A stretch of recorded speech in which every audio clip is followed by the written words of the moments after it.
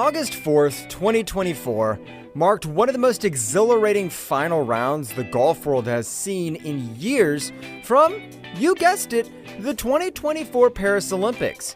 This year's men's golf competition featured a stacked roster of the best players from every country. Scottie Scheffler, Xander Schauffele, Jon Rahm, Tommy Fleetwood, and Rory McIlroy. You couldn't ask for more, and the spectacular comeback in the end was the cherry on top. It's easy to say that this year's competition was that of no other, and if you missed it, you're in luck because we're going to cover everything that happened this year. So without further ado, welcome back to the Golf Vault and join us as we cover the events that took place at the Paris 2024 Olympic Golf Championship.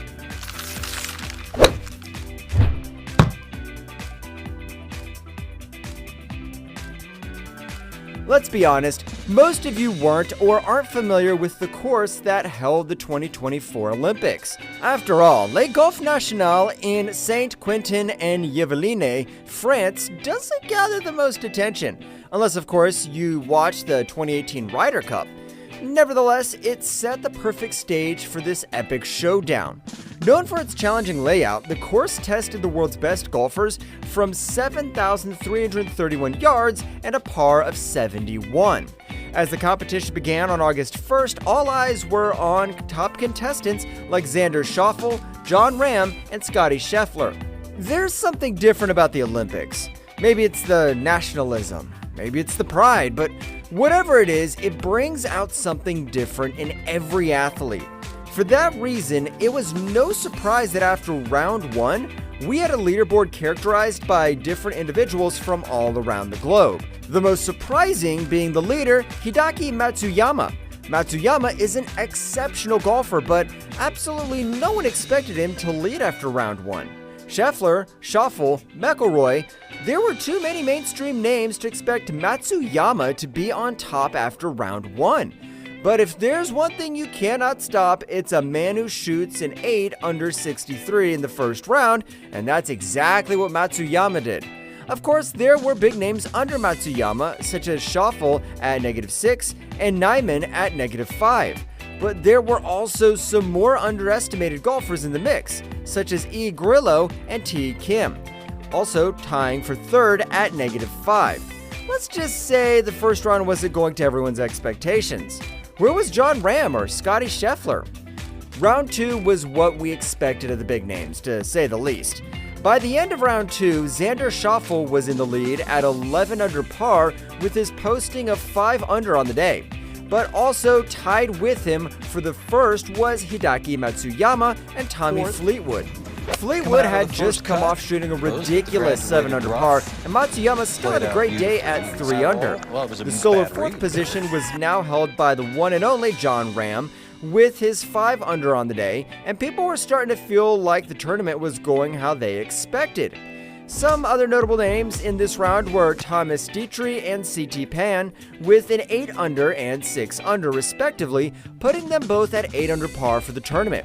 The biggest thing to note after round 2 for the players was that the course was scoreable.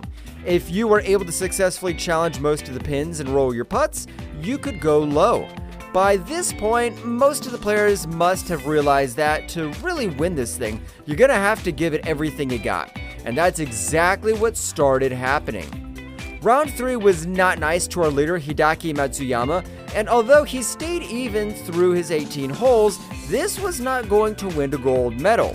Jon Rahm, on the other hand, took matters to himself and posted a 5 under 66 to launch him into first.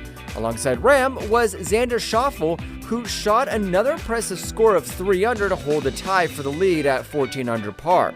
Remember how I said players were going to have to go big for a shot at the title? Well, that's exactly what Nicolai Højgaard did on day 3. Højgaard shot an astonishing 9 under par 62. To shoot 9 under par for your perspective, you would have to birdie half of the holes and par the rest. This feat alone is ridiculous. Højgaard was sitting at 2 under before the round, and now with 9 under, he launched himself tied for 4th with Matsuyama.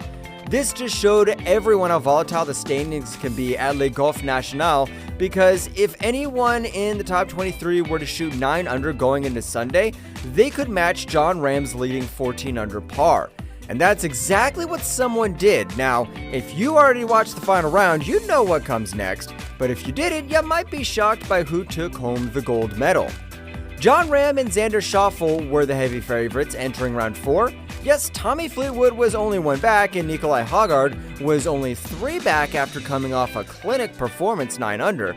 But when the time comes for a major moment, you have to be expecting the major names to take control of the tournament.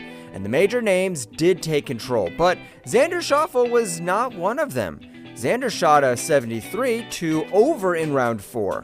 After an amazing year and 3 amazing rounds leading up to the final day, it was crushing to see his hard work for nothing on the last day. As you could have expected then, through the first 9 holes, Jon Rahm absolutely dominated the field. He made the turn 5 under the day, or 19 under for the round. Fleetwood at 16 under through the turn was the closest competitor behind Rahm. Can you guess who managed to take home the gold? Yep, Rahm couldn't hold on. That's right, Rahm could not hold on. He dropped 4 shots in the back 9, whereas Scheffler, that's right, Scotty Scheffler, out of the shadows, he dropped a 9 under on the field. With 6 on his birdies belonging to the back 9, his performance was only something that Scotty Scheffler could do. I bet you weren't expecting that, huh? Bringing up the silver medal was Tommy Fleetwood, and the bronze belongs to Hideki Matsuyama. So what does this mean for Scotty Scheffler? This gold medal for Scheffler was a huge win for the United States, as was it for Scotty himself. Scotty once again proved he is still the best golfer in the world despite the 2 majors won by Schauffele this year. Even though the Olympic Games will not count towards PGA Player of the Year, Scotty's win is a testament to the entire golf world that he is still and will still be the best golfer for the time to come. If you've made it this far in the video, we hope you enjoyed hearing about the Olympic golf results from Paris 2024 at Le Golf National. With little coverage and results available for everyone, we hope we were able to provide you with new information about the events that took place. If you want to see more golf content, make sure to subscribe and hit that like button if you loved the video. We can't wait to see you next time at the Golf Vault.